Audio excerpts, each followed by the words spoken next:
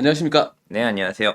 간단히 자기소개 좀 부탁드릴게요. 네, 반디심리연구소라는 심리연구소와 유튜브 채널을 운영하고 있는 형아쌤이라고 합니다. 안녕하세요. 자, 오늘은 뭔가 부탁을 드리려고 모셨는데요. 사연이 하나 도착했어요. 한번 읽어볼게요. 네, 선생님 안녕하세요. 선생님의 영상으로 많은 위로와 팁, 안정감을 찾고 있는 20대 유튜브 구독자입니다. 여자분인 것 같아요. 고민거리가 있어 선생님께 조언을 구하고자 인스타를 찾게 되었습니다. 요즘 저의 가장 큰 화두는 위로입니다. 저는 객관적인 상황의 판단과 개선점을 함께 찾는 방식의 대화를 통해 마음의 안정을 느끼는 스타일이고 반대로 저의 남자친구는 무조건적인 공감과 응원, 따스한 언어로 안정을 느낍니다. 남자친구가 정작 중요한 이야기들은 하지 않고 위로만 받고 의지하고자 하는 모습 때문에 이렇게 느끼는 것일지도 모르겠습니다. 저는 진심으로 그 친구에게 힘이 되어주고 안식처가 되어주고 싶어요. 하지만 그가 고민을 털어놓거나 힘든 일을 말하면 자꾸 사실관계나 책임 여부를 따지게 되고 인간은 무결할 수 없기에 그의 잘잘못을 따지게 됩니다. 그렇게 되죠. 판단이 배제된 무조건적인 위로를 해보려고 노력도 해봤습니다. 하지만 그 경우에는 할 수 있는 말이 힘들었겠구나, 고생했네 밖에 없어요. 진정한 위로의 말이 되지 못하고 애인 또한 이를 느끼는지 대화가 더 이상 진전되지 않고 힘들다, 고생했다 가 반복될 뿐입니다. 단지 제가 아끼는 사람에게 진정한 위로를 하고 싶을 뿐인데 이게 이렇게 힘든 일일까 싶더라고요. 그렇게 생각을 하다 보니 위로란 무엇인지 헷갈리기 시작했습니다. 상대의 욕구를 충족시켜주고 그가 듣고 싶어하는 말을 해주는 것. 단순히 그렇게 생각하면 쉽지만 왜 막상 이 쉬운 일이 이다지도 어려운 걸까요? 이렇게 다른데 우리는 화합할 수 있을까요? 역시 끼리끼리 만나야 하는 걸까요? 연기력이 대단하신데요. 아, 너무 오글거려가지고 진짜. 근데 이런 경우가 많이 있잖아요. 굉장히 많죠. 네. 네, 연인들 중에 이걸로 고민하고 있는 분들 상당히 많을 거라 생각해요. 많이 맞춰주려고도 했는데 잘 안 됐던 이유나 이런 게 있을까요? 당연히 있죠. 방법에 문제가 있었다. 당연하죠. 위로를 받을 때의 느낌은 어떤 느낌일 것 같으세요? 되게 안전하다는 느낌이 있었을 것 같아요. 그리고 그 안전이란 거는 이 사람이 느끼고 있는 감정을 나는 정말 잘 이해하고 그 이야기를 듣고 반응하고 있느냐가 핵심인 것 같아요. 어떻게 우리가 쉽게 좀 어떻게 안 될까요? 정답으로 따지면 안 되는 거지만 상대방한테 공감을 원할 때 가장 큰 마음은 내가 지금 온전히 비난받을까 봐 두렵다. 어떤 부분으로 네 편이 되어줬으면 좋겠니를 찾아가시면 될 것 같아요. 저희가 그러면 일반적인 상황을 한번 만들어가지고 상황을 한번 해볼 텐데요. 오늘 직장에서 제가 실수를 해서 많이 혼나고 온 것에 대해서 이제 얘기를 하는 그런 상황을 한번 해볼게요. 이렇게 하면은 안 된다 하는 네. 안 좋은 예시부터 해보도록 할게요. 네. 오늘 회사에서 완전 빡쳤어. 왜 또 뭐 때문에? 김 부장 그거 완전 사이코패스야. 김 부장? 또 김 부장이야? 김 부장이 자기가 실수한 거를 나한테 완전 뒤집어 씌워가지고 나 회의 시간에 완전 개망신 당했다니까? 뭔 실수를 했는데? 우리 회사에서 주문한 옷 있잖아. 잘못 확인해가지고 슈가 색깔이 바뀌었는데 저거 잘못된 채로 10,000벌을 주문했지 뭐. 뭐 어쩌다가 그렇게 했대? 그러니까 김 부장이 그거 검수를 제대로 안 했다니까. 김 부장이 검수해야 되는 건데? 아니 내가 1차 검수는 내가 하는 건데 나는 사실 이 업무 맡은 지 얼마 안 됐잖아. 나 2년밖에 안 돼가지고 확실히 잘 모른단 말이야. 뭐야, 그러면은 너도 검수를 잘못한 거야? 아니 난 잘 모른다니까? 나는 맡은 지 얼마 안 됐다니까? 그러니까 검수들은 잘못한 게 맞냐고. 내 최종 책임은 김 부장이 하는 거야. 그러면은 검수는 네가 첫 번째로 잘못했고 그 다음에 김 부장이 검수를 안 했다. 너 왜 공감을 이렇게 못해? 확실하게 해야지. 상황이 확실해야 내도 거기에서 뭐가 맞다 뭐가 틀리다를 얘기할 수 있는 김 거잖아. 부장이 잘못한 게 확실하다니까. 아니 너도 잘못한 게 있네. 지금 얘기 들어보니까 너도 네가 갖고 있는 그 일에 책임감을 좀 가지고 있어야지. 너 그거 고쳐야 돼 진짜. 너도 공감 못하는 것 좀 고쳐. 야, 오늘은 그냥 밥만 먹고 헤어지자. 밥도 먹지 마. 오케이. 네. 연기 몰입을 못해가지고 정말 이게 나쁜 예시가 어떤 점에서 나쁜 예시였을까요? 들으시면서 네. 느낌이 어떠셨어요? 나의 잘못을 확인을 자꾸 하려는 것이 그런 점이 자꾸 화가 나더라고. 잘못을 계속 추궁하는 듯한 느낌을 받으셨을 거라고 생각을 해요. 우선은 팩트를 확실하게 알자. 한 문자로 TV 빙이 된 거죠. 네. 몇 대 몇이냐 그래가지고, 중요하죠. 네. 지금 여기가 몇이고 여기가 몇이고 네. 지금 과실을 따져봐야 과실 된다. 비율. 예. 네. 지금 여기에서는 나부터 왜 따져? 지금 네. 블랙박스를 보려고 하는 거야. 이런 위기감을 느낀 거죠. 네네. 안 그래도 그 핵심 감정이 안전해지고 공감을 받아야 되는데 오히려 반대로 불안하게 만들어. 그거를 확실하게 얘기해야 내가 이거를 객관적으로 처리할 수 있지. 객관적으로 처리를 뭘 해요? 친구 사이에. 거기 회사 가가지고 할 수 있는 것도 아닌데. 그렇죠. 근데 왜 그렇게 하느냐. 혹시 숨겨진 의도 같은 게 있을까요? 그렇게 판사짓을 하려는. 당연히 그런 것도 있을 수 있어요. 매번 그런 잘못을 하는 거에 대해서 고쳐야 돼. 그 사람에 대한 어떤 기대감이 있었을 거예요. 사실은 나의 주관적인 마음들이 포함이 되어 있었던 거죠. 자, 그럼 이번엔 좋은 예시로 한번 가볼까요? 좋은 예시를 잘 보셔야 되는 게 상당히 미묘할 거예요. 네. 어떤 미묘한 점이 다른지를 보시면 좋을 것 같아요. 알겠습니다. 야, 김 부장 그 개새끼야. 아, 죄송합니다. 다시 너무 빙의했나? 죄송해요. 아, 김 부장 완전 사이코패스예요. 김 부장? 음. 저번에도 김 부장 그것 때문에 뭐라고 하지 않았었어? 그니까 왜 이번엔 뭐 했는데? 자기 잘못한 거를 나 뒤집어 씌워가지고 한다 매장하려고 했다니까? 그러면은 자기 잘못한 거를 그대로 그냥 다 덤터기를 씌운 거야? 주문 잘못된 샘플로 만장 나갔거든? 응. 그 회사에 몇 억 손해가 났어.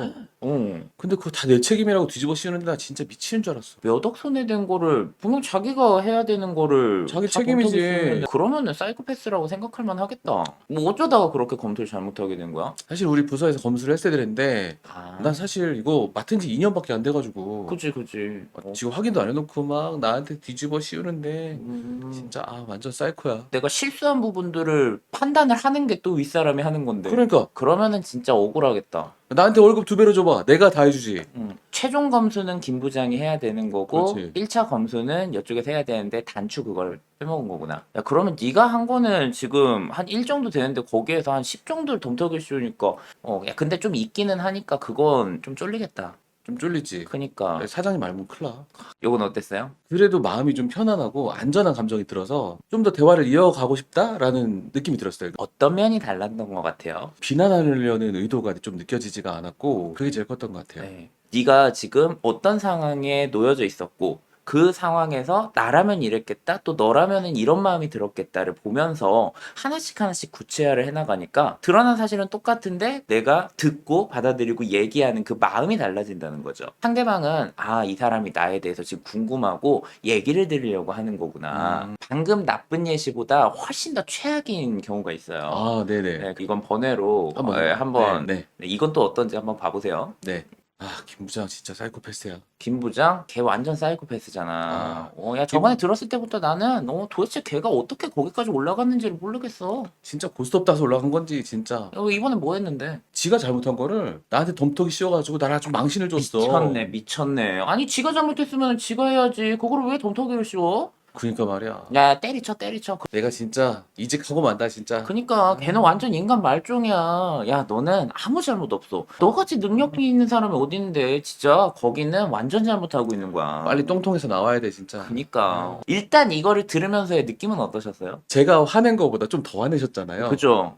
뭔가 후련하지가 않았어. 근데 이것보다도 훨씬 더 위험한 부분이 있습니다. 만약에 회사에서 들이받거나 진짜 때리치고 나오거나 근데 결국 사회적 기능하지 못하게 만들어 버렸네요. 팩트는 체크하지 않은 상태에서 너만 잘했어 오고 하면서 비행기를 태워줘 버린 거예요. 그러면 그 책임까지도 내가 가져야 되는 거예요. 나중에 저한테 원망을 들으실 수 있겠네요. 맞아요. 근데 은근히 제가 책임을 공유하자고 또 은밀한 제안을 할 수도 있잖아요. 그쵸. 그 그것도- 게임에 휘말리면 안 됩니다. 네. 정말 나쁜 예시예요. 오늘 이렇게 위험한 감정을 다루는 공감해주는 방법에 대해서 한번 배워봤습니다. 네. 여러분 이제 할 수 있겠죠? 여러분 참 쉽죠?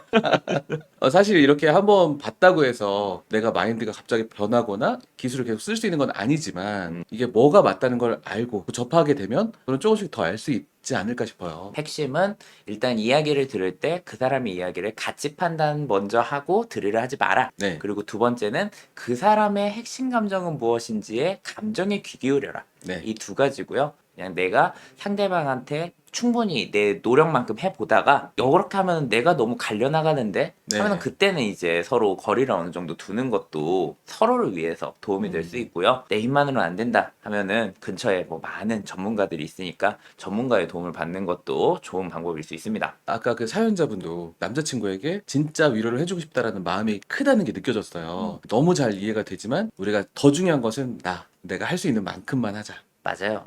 알겠습니다. 오늘 정말 좋은 위로의 방법 오늘 배워봤습니다.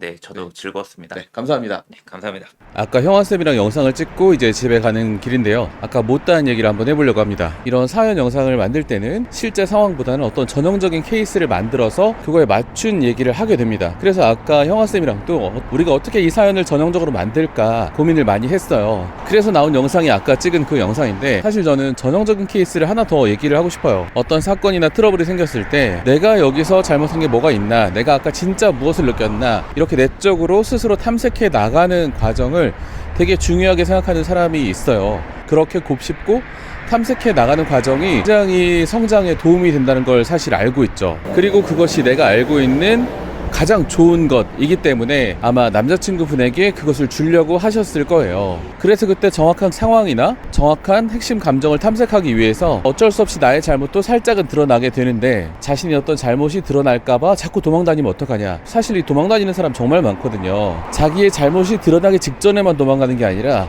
우리가 장기나 오목, 체스, 바둑 이런 걸 들 때 멀리 포석을 내다보고 하잖아요. 그런 것처럼 내 책이 잡히지 않도록 멀리 보고 수를 둔단 말이죠. 그렇게 되면 서로 솔직한 얘기를 할 수 없게 돼요. 자, 그럴 때 우리 어떻게 되느냐, 남자친구가 한 가지 단점이 있다고 해서 그 모든 것을 포기하고 외면하기보다는 내가 사람을 볼 때 어떤 점을 중요하게 생각하고 어떤 점을 중요하게 생각하지 않는지 알아가는 계기가 되면 참 좋겠죠. 저는 사실은 많이 겪어보니까 자기 객관화를 잘하는 사람, 모두 다 피하지 않는 사람은 없겠지만 두려운 감정을 피하지 않는 사람, 그래서 진실한 대화를 할 수 있는 사람, 이거 정말 너무나 중요하게 생각해요. 사실은 노력할 만큼 노력해보고 안 되면 질문자님께서 적어주신 것처럼 끼리끼리 만나야 하는 걸까요? 그게 좋을 수 있다고 생각을 해요. 친구라면 상관없어요. 친구는 아주 여러 명 중에 한 명이고 대체 가능하잖아요. 사실 여러 명이 있어도 되는 거고. 하지만 연인은 다르다고 생각해요. 연인으로서 우리가 할 일이 있거든요. 선생님, 부모님, 친구, 뭐 형제 다 잘 맞춰줄 수 있어요. 피상적으로 정말 잘 맞춰줄 수 있는데 딱 하나, 연인만큼은 피상적인 관계가 되지 않았으면 좋겠어요. 이 얘기 듣고 빨리 헤어져야 되는 거 아니야? 그런 건 아니고, 아까 말씀드렸다시피 충분히 겪어내야 되는 것, 내가 아는 가장 좋은 것을 따라가세요. 자, 오늘 영상은 여기까지입니다. 여러분, 우리는 다 같이 스킬을 넘어서 진심으로 가는 중입니다. 저는 다음 영상에서 여러분을 기다리고 있겠습니다. 안녕.